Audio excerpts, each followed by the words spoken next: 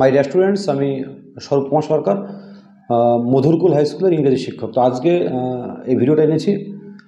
আজকে উচ্চ মাধ্যমিক পরীক্ষার ইংরেজি পরীক্ষা ছিল আর কি। তো এই কোশ্চিনটা, আজকের কোশ্চিন খুব নস্টালজিক কোশ্চিন। এই কোশ্চিনটা কারণ এটা শেষ, এই সিলেবাস যেটা শেষ হয়ে গেল, যেটা 2013-14 সালে শুরু হয়েছিল, দীর্ঘদিন ধরে চললো এই সিলেবাসটা আর কি।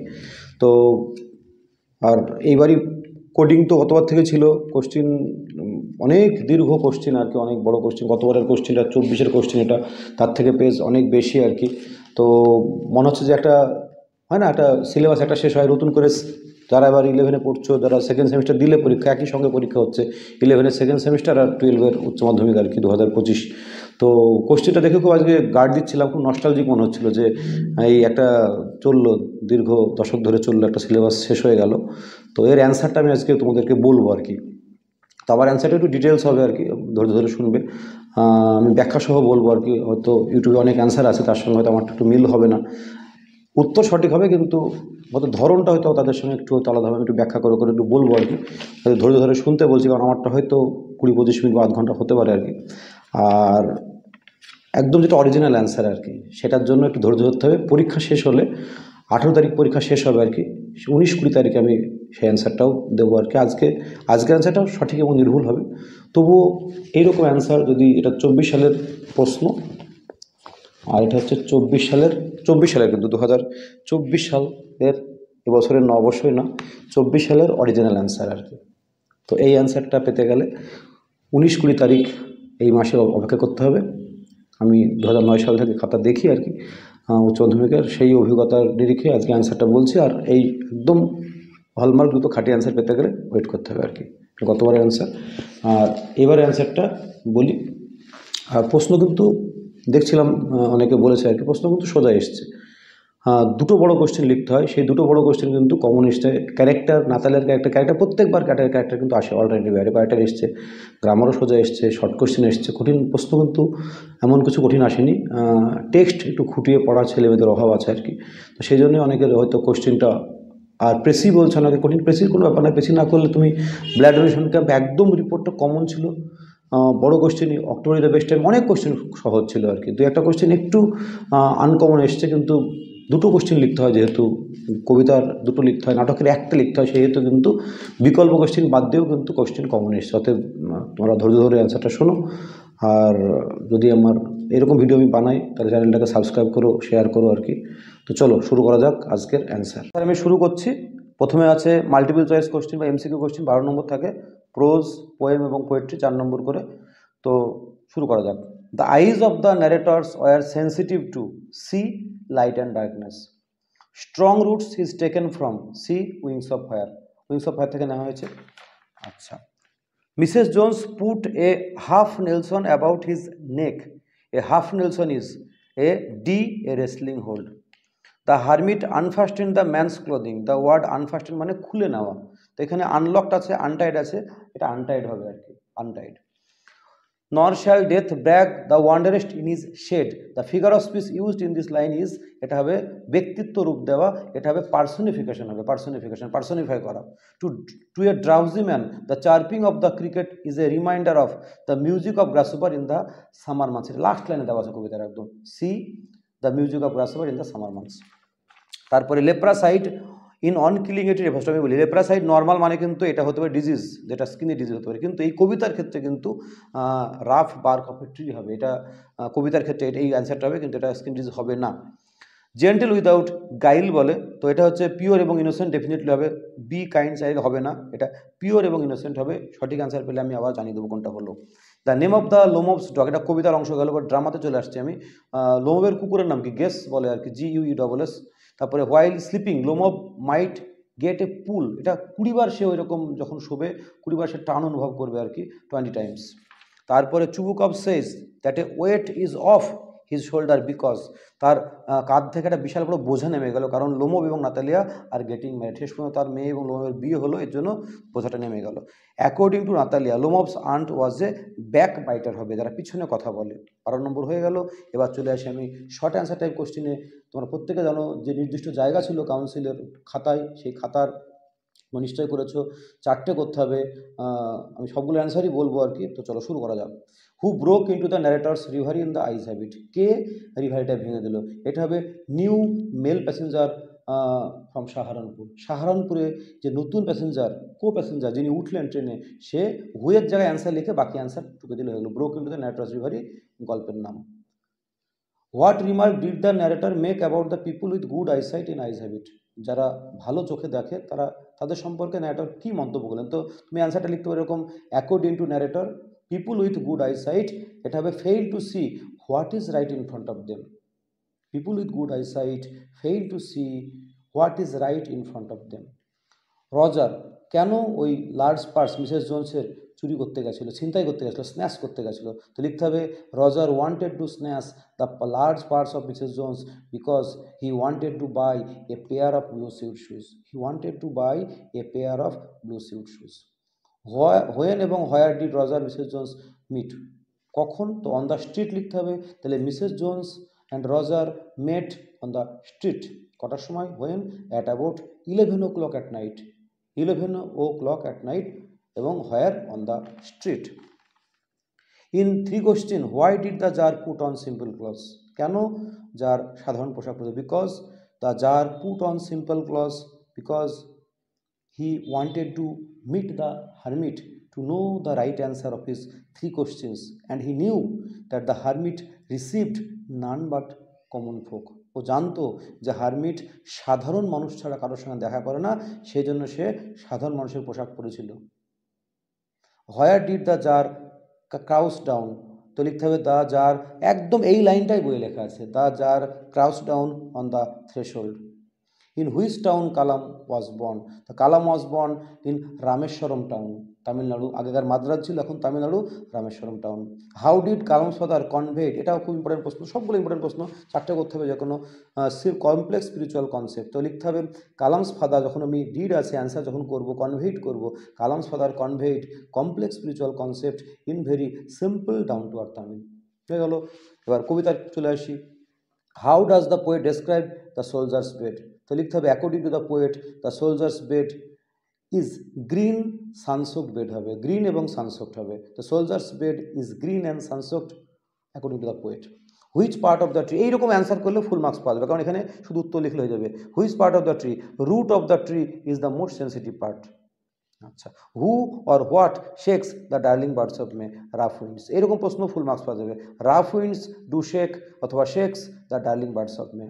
According to Keats what is ever continuous? তো অ্যাকর্ডিং টু কিডস কি? দ্য পোয়েট্রি অথবা music of earth is ever continuous. এটা লিখলে হয়ে যাবে, the poetry or music of earth is ever continuous. According to Shakespeare what has all too short a date? তো লিখতে হবে according to Shakespeare summer's lease লিখতে হবে, summer's lease has all too short a date, এর মানে হচ্ছে duration of summer. What does র্যাভো বলে say about soldier's age? Soldier was very young. Age দেওয়া নেই কবিতায়, এখানে ভেরি ইয়ং লিখলেই হবে আর কি। বলেছে what has the tree been absorbing for years? তা লিখতে হবে the tree has been absorbing কি কি? 3টে জিনিস, সানলাইট, এয়ার এবং water for years. The tree has been absorbing sunlight, air এবং water for years. Who continues the poetry in winter? দুটো পার্ট আছে এই পোয়েট্রিবাদ কবিতার, একটা হচ্ছে সামার এবং উইন্টার। সামারে গান করবে গাসুবার এবং ক্রিকেটে গান করবে উইন্টারে গান করবে ক্রিকেট। তো ক্রিকেটের সং হবে বা cricket continuous the poetry of in winter. তোমাকে যখন 4টে করতে হবে, নাটকের এসিকিউ থাকে না, হয়ে গেল। এবার আমি বড় প্রশ্নে আসি। প্রথম হচ্ছে গদ্যের বড় প্রশ্ন। এই প্রথম কোশ্চেনের বই সামনে রেখেছি, প্রথম প্রশ্নটা একদম ইম্পর্টেন্ট কোশ্চেন, এটা একদম মানে সব থেকে ইম্পর্টেন্ট কোশ্চেন ছিল, চলে এসছে কিন্তু। হাওলা কি এবার আসে, নাহলে October is the best time আসে। তো এইটাই এসছে, yes October is the best time. বক্তাকে, বক্তা লিখতে হবে the narrator is the speaker in the short story eyes have it composed by হচ্ছে রাস্কিন বন্ড। এবার বলছে যে on what occasion in remark? কখন কথাটা বললো? এই কোশ্চেন নম্বরটা কিন্তু তোমার একটু বেশি আছে, 2 নম্বর আছে আর কি। কখন বললো? তাহলে বলতে হবে যে তাদের বিটুইন দেয়ার বা in course of their conversation, যখন মেয়েটি জানতে পারলো যে ন্যারেটর মুসৌরি যাচ্ছে, তখন মেয়েটি বললো হাউ লাকি ইউ আর। এবং ও বললো যে যদি আমি I going to Mussoorie, I love the hills, তখন তার উত্তরে তখন ন্যারেটর সমস্তটা বলার পর ও তখন বলবে, ওর সঙ্গে এগ্রি হয়ে বলবে yes October is the best time to visit Mussoorie আর কি। এটা লিখতে হবে আর কি। আর কথাটা গার্লকে বলেছিল, ওর প্যাসেঞ্জার তার গার্লকে বলেছিল ন্যারেটর আর কি। 2 নম্বর আছে। আর এটা এই 3 নম্বর প্রশ্ন অনেকে সুন্দর করে লিখেছে নিশ্চয়, যে অক্টোবর কেন বেস্ট টাইম, সুন্দর করে লেখা আছে এখানে, ইনভার্টেড কমা দিয়ে লেখা আছে, because at that time the hills are covered with wild dahlias, the sun is delicious, at night you can sit in front of a log fire and drink a little brandy. আর the roads are quiet এবং almost deserted আর কি, because most of the tourist have gone. এইটুকু সুন্দর করে সাজিয়ে লিখলে full marks পাবে। এবং সুতরাং October is the best time, একদম দারুণ। এই অ্যান্সারটা যারা করবে একদম 6-এর মধ্যে 6 পাওয়ার সম্ভাবনা আছে আর কি। তারপরে চলে আসবো আমরা, থ্যাংক ইউ ম্যামে। The woman did not ask the boy about where he lived. আমি একটু বয়ে যাব, এই যে যখন ওকে খেতে দিল আর কি, এইগুলো বুঝতে হবে, টেক্সটটা ভালো করে পড়ে না তুমি বুঝতে পারবে। যখন ওকে খেতে দিল তখন কিন্তু মিসেস জোন্স রজারকে কিন্তু একটাও প্রশ্ন করলো না তার সম্বন্ধে, সে কোথায় বাস করে এই সম্বন্ধে। কারণ প্রথম প্রশ্ন হুইজ দ্য ওম্যান, লিখতে হবে মিসেস জোন্স, অথবা তুমি পুরো নাম লিখতে পারো, Mrs Luella Bates Washington Jones is the woman in the short story thank you ma'am, দিয়ে তুমি লিখতে লেখকের নাম ল্যাংস্টন হিউজেস। আর the name of the boy is Roger, এই দুই তুমি 2 পেয়ে গেলে। এবার কেন ওকে কোনো প্রশ্ন করলো না, because the woman did not want to embarrass him, okay এমন কোনো প্রশ্ন করতে চায়নি যাতে ও এম্বারাস হয় আর কি, ও অস্বস্তিতে পড়ে। আর তার পরিবর্তে কি বললো, তার পরিবর্তে ওর গল্প করলো, কি বললো, যে হার job in a hotel beauty shop that stayed open A light. ওই মিসেস জোন্স যে একটা হোটেল বিউটি শপে কাজ করে, তার কাজগুলো কেমন, কেমন ধরনের অল কাইন্ডস অফ ওমেন সেখানে আসে, কেমন ধরনের চুল এখানে কাটা হয়, এই সমস্ত কথা সে কিন্তু বললো। এটাই কিন্তু 2 নম্বর আছে। খুব সোজা প্রশ্ন। এবার দেখো এই কোশ্চেনটাকে একটু কিন্তু হাটকে কোশ্চেন, 3 কোশ্চেন নর্মাল যে কোশ্চেন হয় এটা কিন্তু একটু ইম্পর্টেন্ট, কিন্তু অত ইম্পর্টেন্ট ছিল না, সেটা এবার দিয়েছে। আমি ভাবছিলাম কোনবার দেবে, তো শেষ বছর দিল কোশ্চেনটা, প্রত্যেকবারই ইম্পর্টেন্ট থাকে কিন্তু দেয় না, কারণ 3 কোশ্চেনের যাদের 3টে প্রশ্ন আসে উত্তর আসে, এরকম নার্সিংগুলো আসে, এবার ওইটা দিয়েছে। কোনটা কোশ্চেনটা কি, যে যাদের প্রথম প্রশ্ন কী ছিল, 3টে প্রশ্ন ছিল, টাইম সম্পর্কে, পিপুল সম্পর্কে, প্লেস থিং সম্পর্কে। তো what was the right time to begin everything, what was the right time for every action, এটা প্রথম question, what was the right time for every action. এর উত্তর তো ডেফিনেটলি লাস্টে হাবিট দেবে, কিন্তু এর উত্তরে জ্ঞানী ব্যক্তিরা তারা কি বলেছিল, এই অ্যান্সারটা এবার এসেছিল লার্নেড ম্যান। তো এইখানে ইন রিপ্লাই থেকে ম্যাজিশিয়ানস পর্যন্ত এখানে কিন্তু অনেকগুলো অ্যান্সার আছে, 1 2 3 4 5 6টা করে অ্যান্সার আছে আর কি। এই সমস্ত অ্যান্সার লিখলে তবে 4 আছে, সেটা তুমি কম বেশি হতে পারে আর কি। এইটা কিন্তু লিখতে হবে আর কি, একটু কঠিন ছিল, তো যারা হয়তো অন্য প্রশ্ন করেছো তোমরা। আর এবার চলে আসি, স্ট্রং রুটসের কোশ্চেনটা কিন্তু সোজা এসেছিল, এটা হচ্ছে রুটিনটা এসেছিল, এই যে ও কালামের বাবা যে রুটিন ফলো করতো সেই রুটিনটা এসেছিল। এটা কিন্তু একটা ইম্পর্টেন্ট প্রশ্ন। হু ইজ দ্য স্পিকার, তো Abdul Kalam is the speaker বলে তুমি লিখবে ইন হিজ অটোবায়োগ্রাফি আর স্ট্রং রুটস। এবার বলছে কার রুটিনের কথা বলা হয়েছে, লিখতে হবে his father's Jainul Abedin routines has been mention here. আর রুটিনটা তোমাকে লিখতে হবে, রুটিনটা বলতে কিছুই না, তার বাবার দিন শুরু হয় ভোর 4টের সময়, নামাজ পড়ে তারপরে সে হাঁটতে যায় প্রায় 4 কিলোমিটার দূরে নারকেল বাগানে, সেখান থেকে ফিরে আসে হাফ ডজন কোকোনাট নিয়ে কাঁধে করে, তারপরে সে ব্রেকফাস্ট করে। এই রুটিনটা তোমাকে লিখতে হবে, নম্বর 3 আছে আর কি। আর বলছে এই যে রুটিন সে ফলো করে একদম চললো লেট 60s পর্যন্ত, কি অ্যাটিটিউড প্রকাশ পায়, তো ডিসিপ্লিন ছিল, ডেডিকেশন ছিল, সে একদম একটা ডিসিপ্লিন লাইফ লিড করতো আর কি। এটা লিখতে হবে আর কি, হয়ে গেল কবিতা। এবার আমরা কবিতায় আসবো। কবিতার কোশ্চেনটা একটু বললাম যে একটু মানে ফ্ল্যাট কোশ্চেন বেশি এসে, 6 নম্বরের কোশ্চেন পার্ট কোশ্চেন একটু কম এসছে। তো প্রথম যেটা এসেছিলো এটা অল্টারনেট ইয়ারে আসে, কোনোবার আসে সোলজারের বর্ণনা, কোনোবার আসে ভ্যালির বর্ণনা। এবার ভ্যালির বর্ণনা কিন্তু একদম অল্প, ভ্যালির বর্ণনা 4টে লাইনে দেওয়া আছে আর কি, তো 6 নম্বর আছে আর কি। তো তার সঙ্গে একটু সোলজার জুড়লে ভালো হয় আর কি। তো give a brief description of the valley in the poem async the valley. তো যারা লিখেছো জানি না কত ওয়ার্ডের মধ্যে লিখতে পেরেছো আর কি। তো চলো ঠিক আছে।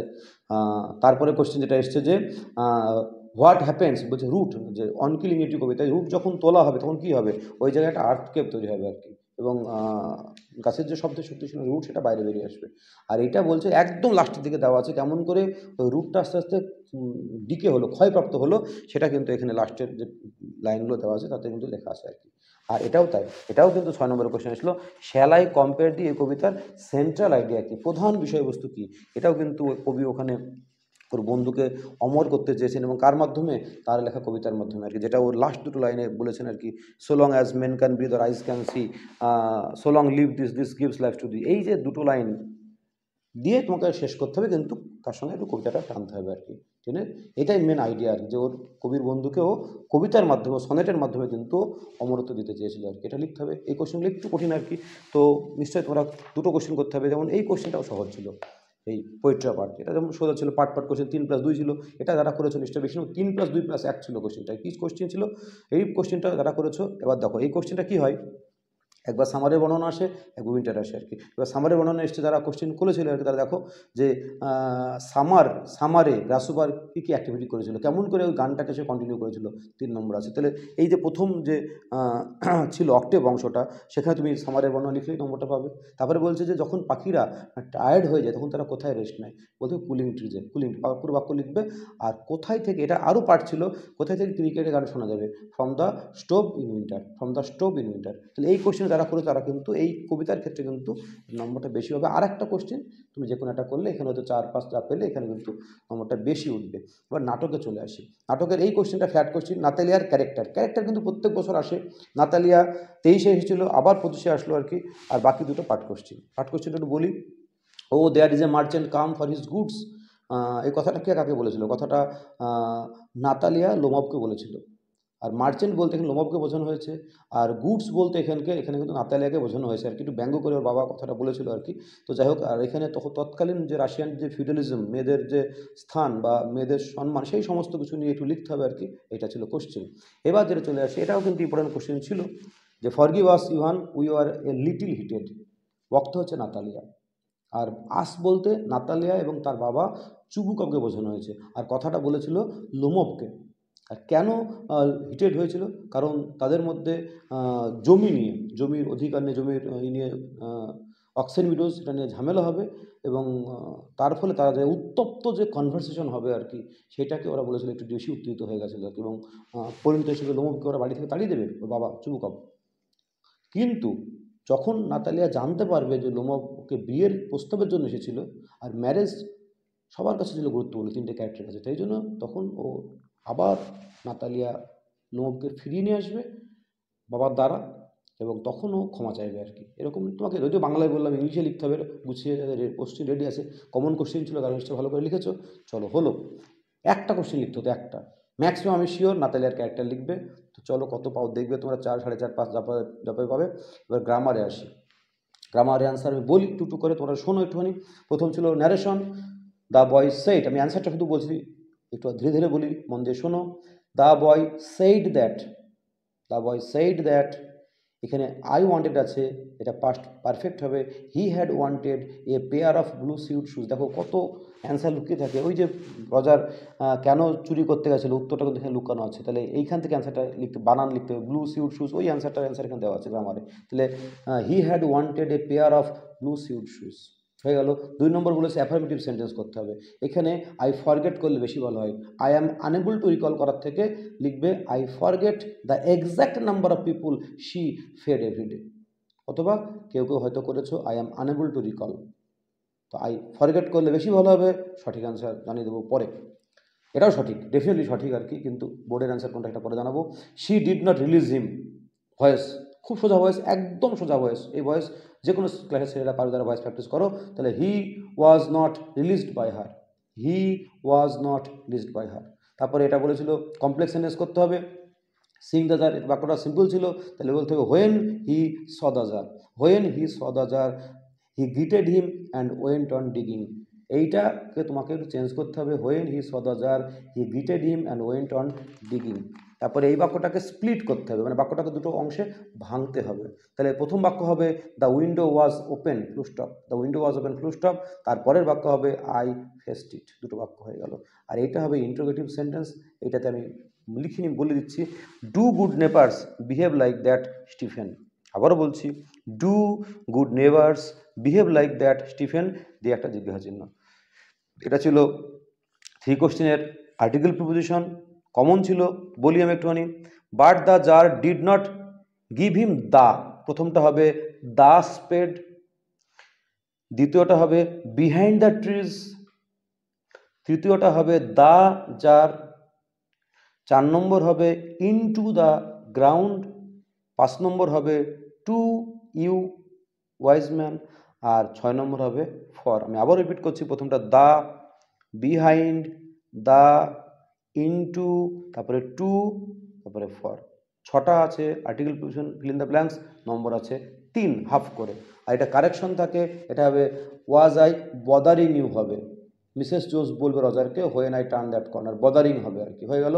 আনসিনটা কিন্তু খুব কঠিন আসেনি, সোজা এসেছিল, তো একটু বড় মনে হবে দেখে, কিন্তু সোজা ছিল আর কি। তো চলো, তাজমহলে ঘুরতে যাওয়া নিয়ে ন্যারেটরের সঙ্গে ওই একটা ছেলে, মানে যে গার্ডেনার, তাজমহলের হেড, তার ছেলের সঙ্গে কথা হবে এটা নিয়ে। তো চলো ট্রু ফলসটা বলি। The narrator was talking with the gardener, এটা কিন্তু ফলস হবে, কারণ ও কিন্তু গার্ডেনের সঙ্গে কথা বলেনি, ও গার্ডেনের ছেলের সঙ্গে কথা বলেছিল, অতএব ফলস হবে। The narrator saw the Taj Mahal for the first time in his life, এটা ট্রু হবে, ন্যারেটর প্রথমবারের জন্য তাজমহল দেখেছিল। The peacock flew from one branches to the other, এটাও ফলস হবে, কারণ পিকক কিন্তু ওখানে উড়ে যায়নি, পিকক ওখানে মোটামুটি ডাজ নট ফ্লাই অ্যাওয়ে, উড়ে যায়নি, তাহলে এটা ফলস হবে। তারপরে চলে এসো, only people from India visit Taj Mahal, না, তাজমহল দেখতে শুধু ইন্ডিয়া থেকে না, বিভিন্ন জায়গা থেকে লোকেরা আসে, ঠিক আছে, অলমোস্ট এভরি কান্ট্রি, অন্যান্য সমস্ত দেশ থেকে আসে, অর্থাৎ এটাও কিন্তু ফলস হবে। তাহলে কীরকম হলো, তোমরা মিলিয়ে নেওয়ার একবার, প্রথমটা হবে, একেরটা হবে 5-এর এ, তাহলে 1 নম্বর হবে ফলস, 2 নম্বর হবে ট্রু, 3 নম্বর হবে ফলস, 4 নম্বর হবে ফলস। এবার 3টে কোশ্চিন আছে, 1 2 3, 3 দুগুণে 6 নম্বর। প্রথম বলি, এটা খুব সোজা ছিল, mention the different kinds of people who come to visit the Taj Mahal, তুমি সেই সমস্ত লোকের কথা বলো যারা তাজমহল দেখতে এসেছিল। এখানে কিন্তু এটা দেওয়া আছে, দারুণ করে লেখা আছে যে they all come here to look, মানে অলমোস্ট এভরি কান্ট্রি, সমস্ত দেশ থেকে, এটা উল্লেখ করে তুমি শুরু করতে হবে যে সমস্ত দেশ থেকে, kings, queens, presidents, prime minister, film, সকলে দেখতে আসতো তাজমহল আর কি। এভরি কান্ট্রি বলে এটা জুড়ে দিলেই কিন্তু 1 নম্বর কোশ্চেন হয়ে গেল, তারা দেখতে আসতো বলে। আর বলছে why does the narrator consider the boy to be lucky, এটা একটু ঘুরে লিখতে হবে, এখানে ওই যে লেখা আছে যে লাকি বললো ন্যারেটর, কারণ ও রোজ তাজমহল দেখে, এই বাচ্চা ছেলেটি, গার্ডেনের ছেলেটি রোজ তাজমহল দেখে, লেখা আছে এভরিডে তাজমহল দেখে, তো বলছে আমি রোজ দেখি, যতদূর মনে পড়ছে আর কি, তখন বললো আমি প্রথম দেখছি, সো ইউ আর লাকি, কারণ you visit Taj Mahal everyday, you see Taj Mahal, you had বা হ্যাভ সিন তাজমহল এভরিডে, সেই জন্য লাকি ছিল।